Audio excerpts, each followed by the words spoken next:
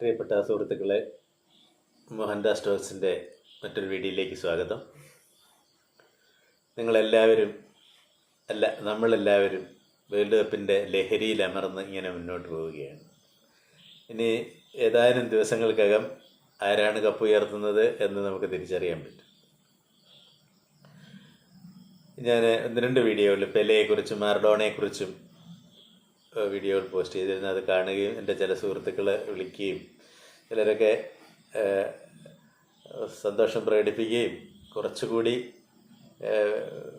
നല്ല വീഡിയോകൾ ചെയ്യണമെന്നൊക്കെ ആവശ്യപ്പെടുകയൊക്കെ ചെയ്തു. ഞാൻ ആദ്യമേ ഒന്ന് പറയട്ടെ, ഞാനൊരു ഫുട്ബോൾ ആരാധകനും ഒരു ആസ്വാദകനും ആണ്. ഫുട്ബോളിൻ്റെ നിയമാവലികളെക്കുറിച്ചോ അല്ലെങ്കിൽ അതിൻ്റെ സ്റ്റാറ്റിക്സിനെ കുറിച്ചോ കൂടുതൽ ഗവേഷണ ബുദ്ധിയോടുകൂടി പഠിച്ച് അതെല്ലാം അവതരിപ്പിച്ച് വീഡിയോ ചെയ്യുന്ന ഒരാളൊന്നുമല്ല. ഞാൻ ഫുട്ബോളിനോടുള്ളൊരു സ്നേഹം കൊണ്ട്, അതിനോടുള്ള ഒരു ഇഷ്ടം കൊണ്ട് വളരെ ചെറുപ്പം തൊട്ടേ ഫുട്ബോൾ നിരന്തരം ഇങ്ങനെ കാണുകയും ഒക്കെ ചെയ്ത് അതിലേക്ക് വന്ന ഒരാളാണ്. അപ്പോൾ ഇങ്ങനെ ഫോൺ സംസാരിച്ചപ്പോൾ എൻ്റെ ഒരു സുഹൃത്ത് പറഞ്ഞപ്പോൾ, നമ്മൾ പലപ്പോഴും പലരും ചെയ്യുന്നത് പോലെ ഒരു ലോക 11 എല്ലാവരുടെ മനസ്സിലും, ഫുട്ബോളിനെ ഇഷ്ടപ്പെടുന്നവരുടെ എല്ലാവരുടെ മനസ്സിലും ഒരു ലോക 11 കാണുമല്ലോ. അപ്പോൾ അങ്ങനെ ഒരു ടീമിനെ താങ്കൾക്ക് എങ്ങനെ തോന്നുന്നു? എൻ്റെ ഒരു അടുത്തൊരു സുഹൃത്താണ്. അദ്ദേഹം ചോദിച്ചപ്പോൾ എൻ്റെ മനസ്സിലൂടെ പെട്ടെന്ന് പാഞ്ഞുപോയ ആ ചിന്ത ഞാൻ പ്രിയപ്പെട്ട ഫുട്ബോൾ പ്രേമികളും കൂടിയായ നിങ്ങളോടുകൂടെ പങ്കുവയ്ക്കാമെന്ന് എനിക്കൊരു തോന്നൽ വന്നു. ഇനി ഞാൻ എൻ്റെതായ കാരണങ്ങളും പറയാം. നമുക്കിപ്പം ഒരിക്കലും ഒരു വലിയ ഫുട്ബോൾ മൈതാനത്ത് പോയി ഫുട്ബോൾ കാണാൻ കഴിഞ്ഞിട്ടില്ല. ഇപ്പം മരക്കാന എന്നൊക്കെ നമ്മൾ കേട്ട്, അസ്റ്റക്ടേലിയ എന്നൊക്കെ കേട്ട് ആഹ്ലാദിക്കാമെന്നല്ലാതെ നമ്മൾ ടി വിയിൽ ഫുട്ബോൾ കണ്ടാണ് നമ്മളൊക്കെ തന്നെ. നിങ്ങളിൽ പലരെങ്കിലും ഒരു പക്ഷേ പോയി നേരിട്ട് കണ്ടിട്ടുള്ളവരുണ്ടെങ്കിൽ നിങ്ങളുടെ ഭാഗ്യമുള്ളവർ, നിങ്ങളെ ഞാൻ പ്രത്യേകം ആശംസിക്കുന്നു. പക്ഷേ എനിക്കതിനുള്ള ഭാഗ്യം ഉണ്ടായിട്ടില്ല. എങ്കിലും ഫുട്ബോളെന്ന് കേൾക്കുമ്പോൾ നമുക്ക് ഒരു എന്തെന്നില്ലാത്തൊരു ലഹരിയും ആഹ്ലാദവും. അപ്പോൾ വിഷയത്തിലേക്ക് വരാം. വേൾഡ് 11 ഞാൻ ചിന്തിച്ച് നോക്കി. ഇപ്പോൾ എന്നോട് ഈ സുഹൃത്ത് ആവശ്യപ്പെട്ടപ്പോൾ ഞാൻ ഒരു വേൾഡ് 11 കുറിച്ചൊക്കെ ചിന്തിച്ചപ്പോൾ ഞാൻ വല്ലാത്ത കൺഫ്യൂഷനിലായിപ്പോയി. എനിക്ക് പ്രതിസന്ധി നേരിട്ട്. കാരണം അങ്ങനെ എങ്ങനെ തിരഞ്ഞെടുക്കും? എന്നാലും എൻ്റെ മനസ്സിലൊരു വേൾഡ് 11 പറ്റത്തില്ല. ഒരു 10-17 പേരെങ്കിലും ഞാൻ പറഞ്ഞേക്കും. അപ്പം നിങ്ങളത് ഞാൻ നിങ്ങളുമായിട്ടിവിടെ ഒന്ന് പങ്കുവയ്ക്കാം. നിങ്ങളുടെ അഭിപ്രായങ്ങൾ നിങ്ങൾ രേഖപ്പെടുത്തണം. അപ്പോൾ ഞാൻ അതാണ് ഉദ്ദേശിക്കുന്നത്. അപ്പം നമുക്ക് ഗോളിയിൽ നിന്ന് തുടങ്ങാം. ഗോളി ഇപ്പം ബഫൺ. പിന്നെ എൻ്റെ മനസ്സിൽ ഒരാളും കൂടെ ഉണ്ട്, ഇപ്പോൾ അർജൻറ്റീനയുടെ ഗോളിയായിരിക്കുന്ന ചങ്ങാതി. അദ്ദേഹവും തരക്കേടില്ലാതെ കഴിഞ്ഞ തവണ വേൾഡ് കപ്പ് നേടിത്തന്ന ആളാണല്ലോ. അപ്പോൾ ബഫണ്ണും ഇപ്പോഴത്തെ അർജൻറ്റീന ഗോളിയായി എനിക്ക് ഗോളിയായിട്ട് പെട്ടെന്ന് ഞാൻ മനസ്സിൽ കരുതുക. പിന്നെ ബാക്കിലെ ഫുൾ ബാക്കുകളായിട്ട് എൻ്റെ മനസ്സിൽ തോന്നുന്ന, ഇപ്പോൾ ഒരാളെ ഒരിക്കലും നമുക്ക് ഒഴിവാക്കാൻ പറ്റത്തില്ല, റോബർട്ടോ കാർലോസ്, ബ്രസീലിൻ്റെ. കാർലോസിൻ്റെ ഇടങ്കാലൻ അടിയെന്നൊക്കെ പറഞ്ഞ് ലോക പ്രശസ്തമാണ്. അസാധ്യമായ പവറാണ്. ഒരിക്കൽ ഞാൻ വായിച്ചത്, നമ്മുടെയൊക്കെ അരവണ്ണം ഉണ്ട് റോബർട്ടോ കാർലോസിൻ്റെ കാലിൻ്റെ തുടയ്ക്ക്. അത്ര പവർഫുള്ളായിട്ടുള്ള, ശാസ്ത്രജ്ഞന്മാരെ പോലും പരാജയപ്പെടുത്തുന്ന തരത്തിൽ ഇങ്ങനെ വെട്ടി ഒഴിഞ്ഞ് അസാധ്യമായ ആംഗിളിൽ വന്ന് ഗോളായി തീർന്ന ഒരു ഫ്രീ കിക്ക് ഒക്കെ പിന്നെ നമ്മുടെ റോബർട്ടോ കാർലോസ് എടുത്ത്. അതൊക്കെ അപ്പം അങ്ങനെ റോബർട്ടോ കാർലോസിനെ നമുക്ക് ഒഴിവാക്കും. പിന്നെ ഡിഫൻഡർമാരിൽ പിന്നെ എനിക്ക് ഏറ്റവും ഇഷ്ടപ്പെട്ടത് പൗലോ മാൽഡീനിയെ. മാൽഡീനി എത്രയോ വർഷങ്ങൾ കളിച്ചിട്ട് ഒരു തവണയോ മറ്റോ ആണ് അദ്ദേഹത്തിനൊരു റെഡ് കാർഡ്, ചുവപ്പ് കാർഡ് കിട്ടിയിട്ടുള്ളത്. നിങ്ങളൊരു കാര്യം മനസ്സിലാക്കണം, ഡിഫൻഡറാണ്.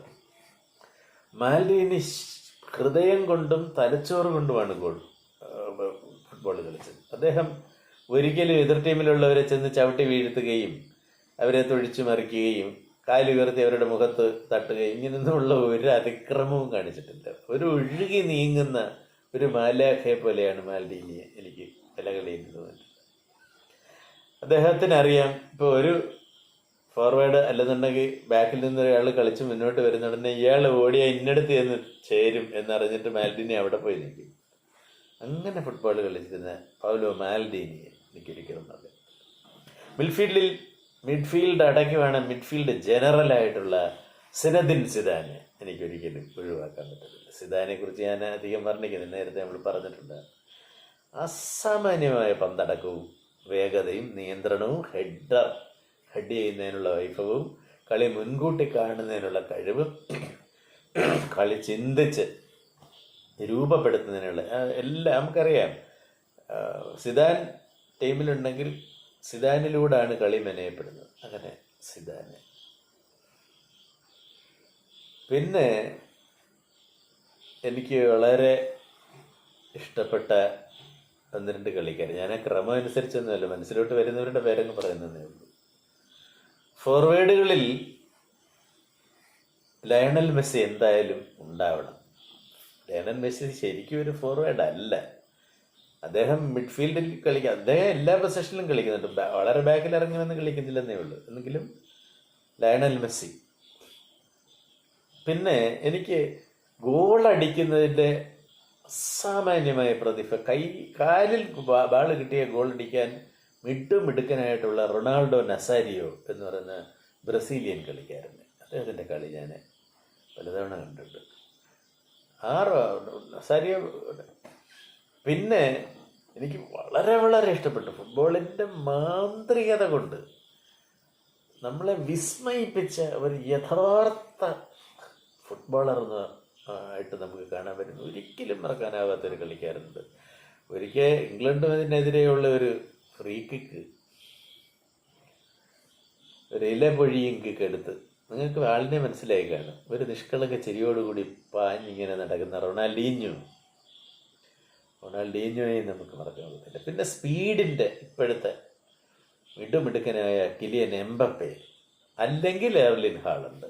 ഇവർ 2 പേരിൽ ഒരാളെ നമുക്ക് വേണമെങ്കിൽ വയ്ക്കാം. പിന്നെ റൊണാൾഡോ, CR7 നമുക്ക് നിങ്ങളിതിൽ നിന്ന് തിരഞ്ഞെടുത്തോണ്ട്. അതാ ഞാൻ പറഞ്ഞു, എനിക്ക് 11 വരെ പറയാൻ എനിക്ക് കുറേ നേരം മണിക്കൂറുകളായിരുന്നു ആലോചിച്ചിട്ട് എനിക്ക് 11 വരെ കിട്ടുന്നില്ല. CR7 മിടുക്കനായ ഒരാളാണ്, നമുക്കത് മറക്കാൻ പറ്റത്തില്ല. പിന്നെ ഒത്തിരി പേരുണ്ട്, അവരെ എല്ലാവരെയും നമുക്ക് കൊണ്ട് ഉൾപ്പെടുത്താനും പറ്റുന്നില്ല. ഇത്രയും പേരൊക്കെ ഇതിൽ നിന്ന് അത്യാവശ്യം വേണ്ടുന്നവരെ നിങ്ങൾ തിരഞ്ഞെടുത്ത് ഒരു വേൾഡ് 11 ഉണ്ടാക്കിക്കോളൂ എന്നാണ് എൻ്റെ സുഹൃത്തിനോട് ഞാൻ പറഞ്ഞത്. നിങ്ങളുടെ അഭിപ്രായം എന്താണ്? നിങ്ങളും കളി കാണുകയല്ലേ, നിങ്ങൾക്ക് തീർച്ചയായിട്ടും അഭിപ്രായം പറയാനുണ്ടാവുമല്ലോ. അപ്പോൾ കർശനമായ കളി നിയമങ്ങളുടെ അടിസ്ഥാനത്തിൽ ഫുട്ബോളിനെ കാണുന്ന ഒരാളല്ല ഞാൻ, ഒരാസ്വാദകൻ എന്ന രീതിയിൽ. ഇപ്പോൾ ഒരു സ്റ്റുഡിയോയ്ക്കകത്തിരുന്ന് ഗംഭീരമായി പാടി പുറത്തു വരുന്ന ഒരു പാട്ട് നമ്മൾ ഒരച്ചടക്കമുള്ള മുറിയിലിരുന്ന് കേട്ടിട്ട് അതിനെ വിലയിരുത്തുന്ന ആ മനോഭാവക്കാരനല്ല ഞാൻ. ഒരു തെരുവിലുള്ള അല്ല ഒരു ഓപ്പൺ എയറിലുള്ള ഒരു ഗാനമേളയിലെ അടിപൊളിയും അല്ലാത്തതും സെമി ക്ലാസിക്കലും അങ്ങനെ ഒക്കെ ഉള്ളതുമായിട്ടുള്ള പാട്ടുകളെ, ചടുല നൃത്തങ്ങളെ, അവിടെ നടക്കുന്ന ചെറിയ ചെറിയ വിഷയങ്ങളെയൊക്കെ ആസ്വദിച്ചുകൊണ്ടൊരു ദൃശ്യതയോടെയും അതുപോലെ തന്നെ ആ പാട്ടിൻ്റെ സൗന്ദര്യമൊക്കെ ആസ്വദിച്ച് ഒരു സ്വാഭാവികമായ ഒരു ആസ്വാദനത്തിൻ്റെ ഒരാളാണ്. എൻ്റെ മനസ്സങ്ങനെയാണ്. അതുകൊണ്ടാണ് ഞാൻ പലപ്പോഴും ആവർത്തിച്ച് ഞാൻ പറയുന്നത്, അത് തന്നെയാണ് ഫുട്ബോളിൻ്റെ സൗന്ദര്യമെന്നും ഞാൻ കരുതുന്നു. ഏതായാലും എൻ്റെ വാക്കുകൾ ഇത്രയും നേരം കേട്ടിരുന്ന പ്രിയപ്പെട്ട കൂട്ടുകാർ, എല്ലാവിധ ആശംസകളും. ഫുട്ബോളിനെ നമുക്ക് സ്നേഹിക്കാം, മുന്നോട്ട് പോകാം. നമ്മുടെ സങ്കടങ്ങളെ സന്തോഷത്തിൻ്റെ മൈതാനത്തേക്ക് കൂട്ടിക്കൊണ്ടുപോകുന്ന ഒരു വലിയ മഹത്തായ കളിയല്ലേ ഇത്. അപ്പോൾ ഇനിയും ഒരു വീഡിയോയിൽ കാണുന്നത് വരെ നിങ്ങളുടെ മോഹൻദാസ്.